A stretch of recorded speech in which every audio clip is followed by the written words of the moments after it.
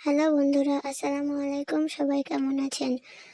আবারও একটি নতুন ব্লগ নিয়ে আপনাদের সামনে হাজির হলাম। এক গ্লাস ঠান্ডা ঠান্ডা খেজুরের রস দিয়ে আমি আমার সকালটা শুরু করলাম। এরপর আমি আমার বাবার বাসায় এসেছি। এই তো আমার কাকা এখানে গরুকে গোসল করিয়ে দিচ্ছে আর আমার আম্মু এখানে ভাত রান্না করছে। আজকে ডিম ঝোল, বাঙালি স্টাইলে ডিম ঝোল রান্না হবে। এই তো দেখুন, এই জন্য ডিম ভেজে নেওয়া হচ্ছে আর একদিকে পেঁয়াজ মরিচ ফোড়ন দেওয়া হচ্ছে। আমার আম্মু এভাবেই রান্না করে। আমার বাবার বাড়িতে আমার আব্বুরা ৩ ভাই থাকে। আমার বাবা, আমার বড় আব্বু এবং আমার কাকা।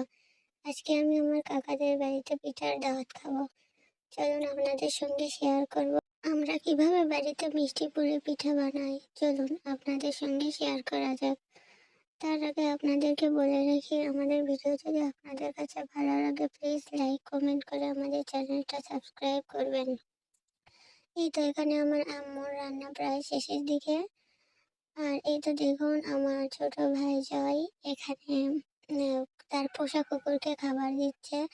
কুকুরের ২টা বাচ্চা ডাকা মাত্রই তার সাথে ছুটে চলে আসে। এই তো দেখুন, আর এই তো আমার পড়ার সময় হয়ে গেছে, বাচ্চাদেরকে আমি পড়ালাম।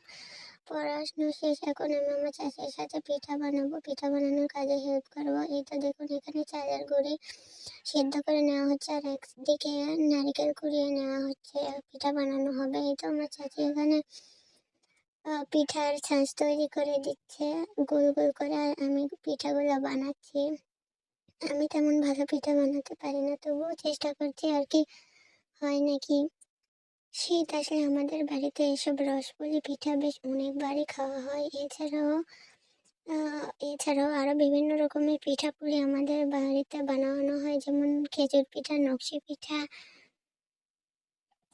আরো বিভিন্ন ধরনের পিঠা আমরা বানাই। এই তো দেখুন, আমার চাচিও আমার সঙ্গে হেল্প করিয়ে দিচ্ছে পিঠা বানানোর কাজে।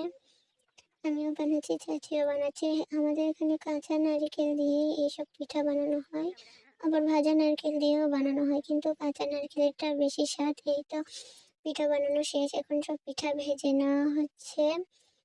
পিঠা বানিয়ে রসে ডুবানো হবে। এখানে আমাদের আলোটা নষ্ট হয়ে গিয়েছে, তাই আমার ছোট ভাই আলোটা লাগিয়ে দিচ্ছে। আজকের মতো ভিডিও আর লং করব না, সবাই আমাদের পাশে থাকবেন। ধন্যবাদ।